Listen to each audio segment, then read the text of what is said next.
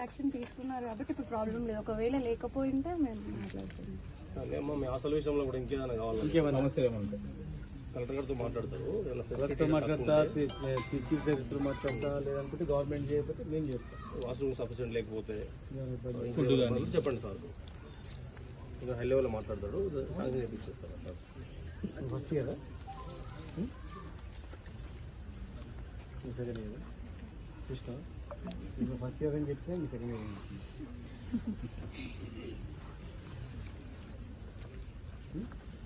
చెప్పండి. Water problem, electricity problem ఏదైనా చెప్పండి, దృష్టికి వస్తేనే ఆ ఆఫీసులో పనికొస్తాయి. ఏం లేదా ఏం లేదా చదువుకోండి, మంచి చదువుకోండి. ఖచ్చితంగా మీకు మళ్ళీ నేను టెక్నికల్ స్టూడెంట్స్ కు ఎంప్లాయ్మెంట్ ఇవ్వాలని కూడా ఉంది ప్లాను. ఎంప్లాయ్మెంట్ చదువుకోగానే ఎంప్లాయ్మెంట్ చేయాలి. వాళ్ళు చదువుకొని ఊర్లో ఉంటే కూడా ఫాలోఅప్ చేయాలి. ఏం చదువుతుండ్రు, కంప్లీట్ అయిన తర్వాత ఇంటి దగ్గర గుట్టిగా ఉన్నారా, జాబ్ చేస్తుండ్రా, ఏంది ఫాలోఅప్ చేయాలని ధైర్యంగా ఉండదు. మీరు ఉద్యోగం చేసేంత వరకు, ఉద్యోగం చేసిన తర్వాతనే అమ్మాయి చెప్తే కూడా పెళ్లి గిల్లి అంటారు, అయిపోయింది పెళ్లి చేస్తాను, నేను నిలబడాలా, నా శక్తిగా నేను కాగా నిలబడాలా, అప్పటి వరకు అట్లా ఆలోచన చేయొద్దని చెప్పండి. మీరు ఆలోచన చేయనట్టు ఏదో ఒక జాబ్, ఎంప్లాయ్మెంట్ ఏదో ఏమ్మా ఓకేనా. ఇప్పుడు ఈ హాస్టల్లోనేమో బయటపడ్డది, సరే ఎవరో చెల్లెలు పాపం గుర్తుపట్టింది, దాన్ని మనం గుర్తుపట్టింది, సరిపోయింది. మరి ఏ హాస్టల్లో ఇంకేమేమి చేస్తున్నారు, ఎన్ని బ్లాక్ మెయిల్ చేస్తున్నారు, ఇట్లా ఫోటో తీసి ఎన్ని భయపెట్టిస్తున్నారు సమాజంలో. మన హైదరాబాద్లో కూడా ఇంజనీరింగ్ కాలేజ్ అట్లే అప్పుడే కఠినమైన చర్యలు వాళ్ళకి తీసుకుంటే ఇంకోరు భయపడుతుంది. మన ప్రభుత్వం ఉన్నప్పుడు దిశ సంఘటన జరిగింది, జరిగితే ఎటువంటి యాక్షన్ తీసుకున్నాం, మళ్ళా సాహసం చేయలేవు. మన సంఘటన జరిగినప్పుడు ఇతర రాష్ట్రాలు కూడా అయింది, పట్టించుకోలేదు. అప్పుడు దేశవ్యాప్తంగా హైదరాబాద్లో ఇట్లా చేసిండ్రు, ఆ సంఘటన మళ్ళా అన్నెత్తి చూడొద్దు, పిల్లలు ఆడపిల్లలు అంటే బ్లాక్మెయిల్ చేయదన్నట్లు దేశం మొత్తం జరిగింది. అదేవిధంగా ఒకటి ఫాస్ట్ ట్రాక్ కూడా తీసుకొచ్చి జీవిత ఖైదు లైఫ్ కూడా ఇప్పించినాం. ఇన్ని సంఘటనలు జరుగుతున్నా ఇంకా భయం భక్తి లేదంటే వాళ్ళ మీద కరెక్ట్ యాక్షన్ అనేది లేకపోవడం వల్ల. పట్టుకొని ఇమీడియట్ యాక్షన్, కఠినమైన యాక్షన్ ఉంటే భయపడి ఇంత కష్టపడి చదివి ఈ స్థాయికి వచ్చినా కూడా ఇట్లా అంటే వాళ్ళ రేపు ఉద్యోగం చేయాలి. స్వాతంత్రం వచ్చి 2 సంవత్సరాలు కూడా పేరుకు చెప్తారు అంతే తప్ప ఆచరణలో మాత్రం ఇప్పటికి వివక్షనే ఉంది. నాకు ఇద్దరు ఆడపిల్లలు, ఇద్దరు కూడా ఇంజనీరింగ్ చేసింది జేఎన్టీ క్యాంపస్లో. ఈ పాలిటెక్నికల్ కాలేజీ కూడా దీన్ని ఇంజనీరింగ్ చేయమన్నాం, పాలిటెక్నిక్ అయిపోగానే ఇక్కడనే ఇంజనీరింగ్ చదివేటట్లు కన్వర్ట్ చేయాలని చెప్పిన జేఎన్టీ క్యాంపస్ కూడా శాంక్షన్ చేయించిన ఇక్కడ. ఇప్పుడు ఉన్నప్పుడే కట్టించినాం. ఇవన్నీ చాలా ఓల్డ్గా ఉండే. ఓ రోజు ఆటపోట్లోకి వచ్చినప్పుడు ప్రిన్సిపాల్ చెప్తే ఈ హాస్టల్ అక్కడ రూమ్స్ కొంతవరకు చేయించినాం. ఇప్పుడు ఇమ్మీడియట్గా చేయించిన తర్వాత ఈ ప్లేస్ అంతా పాలిటెక్నిక్ అయిపోయి వాళ్ళకి ఇమ్మీడియట్గా సెకండ్ ఇయర్ ఇంజనీరింగ్ వచ్చేటట్లు, ఇంజనీరింగ్ జాయిన్ అయ్యేటట్లు చేద్దామని చెప్పినాం. జేఎన్టీ క్యాంపస్ కూడా శాంక్షన్ చేయించింది.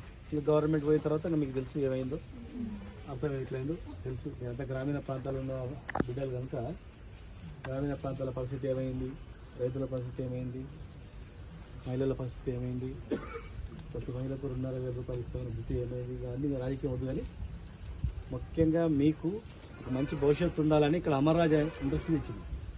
ఇక్కడ చదువుకున్న వాళ్ళకందరికీ ట్యాగ్ చేసినాం. ఇక్కడ చదువుకున్న ఇమ్మీడియట్గా 10,000 మందికి ఎంప్లాయ్మెంట్ అమర్రాజా. అంతకుముందు ఒక ఇండస్ట్రీ లేదు. టోటల్ హైదరాబాద్లో చిన్న ఇండస్ట్రీ లేదు ఈ కాన్స్టిట్యూన్సీలో. ఒక ఇండస్ట్రీ మాట్లాడి 10,000 మందికి ఎంప్లాయ్మెంట్ అగ్రిమెంట్ చేసుకొని స్టార్ట్ అయిన వరకు 2,000 మంది రిక్రూట్మెంట్ కూడా అయింది. వాళ్ళకి అగ్రిమెంట్ ఏంటంటే ఇక్కడ పాలిటెక్నిక్ కాలేజ్, ఇంజనీరింగ్ కాలేజ్ స్టూడెంట్స్ను ఎడ్యుకేషన్ అయిపోగానే ఇమ్మీడియట్గా మీరు తీసుకోవాలి, ఎంప్లాయ్మెంట్ ఇవ్వాలని అగ్రిమెంట్తో తీసుకున్నారు. జాబ్స్ తర్వాత స్కిల్ డెవలప్మెంట్ సెంటర్ కూడా only women skill development centre కూడా బీఈడీ కాలేజీలో 25 కోట్లతో శాంక్షన్ చేస్తాం. స్కిల్ డెవలప్మెంట్ సెంటర్ అది టెక్నికల్, నాన్ టెక్నికల్ వాళ్ళే ట్రైనింగ్ ఇచ్చి వాళ్ళే ఎంప్లాయ్మెంట్. ఓన్లీ ఉమెన్లో చదువుకొని వాళ్ళకు కూడా 6th 7th చదువుతారు కదా, కొత్త చిన్న వయసులో భర్త చనిపోయిన వాళ్ళు కానీ తల్లిదండ్రులు చనిపోయిన వాళ్ళు ఉంటే ఫస్ట్ ప్రిఫరెన్స్లో వాళ్ళకు ట్రైనింగ్ ఇచ్చి ఇమీడియట్గా ఆస్తులు, ట్రైనింగ్, జాబ్, ఎంప్లాయ్మెంట్. కేటీఆర్ నేను వచ్చి ఫౌండేషన్ చేసినాం.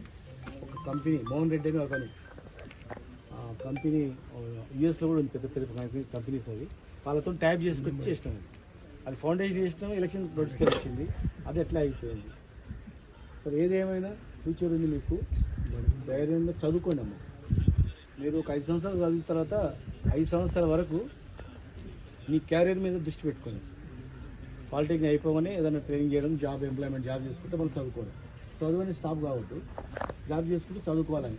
ఒక 5 సంవత్సరాలు మీరు కష్టపడితే ఏమవుతాయంటే మీ ఫ్యూచర్ మారిపోతుంది. తర్వాత మీ ఇష్టం, హ్యాపీగా ఎంజాయ్ చేయొచ్చు, సినిమాలు పోవచ్చు, లేకపోతే టూర్లు పోవచ్చు, తల్లిదండ్రులు మంచి చూసుకోవచ్చు, వెహికల్ తెచ్చుకోవచ్చు, ఇల్లు కట్టుకోవచ్చు. కానీ ఇది చాలా ఇంపార్టెంట్ వయసు, ఇంపార్టెంట్ సమయం. జాగ్రత్త ఉండండి. సోషల్ మీడియాలో మీరు బెదిరించి అసభ్యకరంగా వాడు క్రియేట్ చేసి మీ అమ్మకి చెప్తా, మీ నాన్నకి చెప్తా, లేకపోతే సోషల్ మీడియా పెడతా అంటే ఎవరు భయపడకండి. అవన్నీ కల్పితాలు. ధైర్యంగా ఉండండి. అలాంటి వాళ్ళని చెప్పుతూనే కొట్టండి, లేదంటే డిపార్ట్మెంట్ పోలీసులకు అప్పచెప్పండి, తగిన బుద్ధి చెప్తారు. తెలంగాణ రాష్ట్రంలో దిశా సంఘటన తర్వాత దేశంలో చాలా రాష్ట్రాల్లో కూడా ఇట్లా చేయాలనేటువంటి ఆలోచన కలిగింది. ఇలా జోలికి వస్తే ఊరుకోవద్దని. కనుక మీరందరూ ధైర్యంగా ఉండాలని చెప్పని, మీరందరూ ధైర్యంగా ఇలాంటివి వచ్చినప్పుడు అధికారుల దృష్టికి తీసుకురావాలి, మా దృష్టి కూడా తీసుకురావాలని చెప్పని నేను విజ్ఞప్తి చేస్తా ఉన్నా. ఇది ఇట్లా అరెస్ట్ చేసినామని కాకుండా ఇలాంటిది మళ్ళీ ఇంకోటి చేయాలంటే భయపడేటట్టు ఉండాలి. ఇంకోటి చేస్తే ఇట్లా అవుతుంది రాని. హైదరాబాద్లో చేసినప్పుడే కఠిన యాక్షన్ తీసుకుంటే ఇక్కడ మన వాళ్ళు చేయాలంటే భయపడుతుంది. రెండవది అయింది.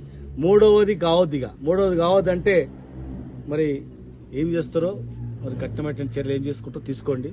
మా డిమాండ్ ఇది. Thank you. ఏం కూడా మంచి చదవండి. ఎగ్జామ్లో ఏం చేయాలంటే ఫస్ట్ వచ్చిన క్వశ్చన్లు అన్నీ రాయాలి. సెకండ్ రాని ఉంటాయి చూడు, అవి కూడా ఎంతో వస్తుంది, నాలెడ్జ్ ఉంటుంది కదా, రాసి అయితే పడేయాలి. ఉట్టే మాత్రం ఇచ్చి రావద్దు. విన్నావా? అన్ని క్వశ్చన్లు అంటే అన్ని రాయాలి, ఏదో ఒకటి రిలేటెడ్ గుర్తున్న కార్డు రాయాలి.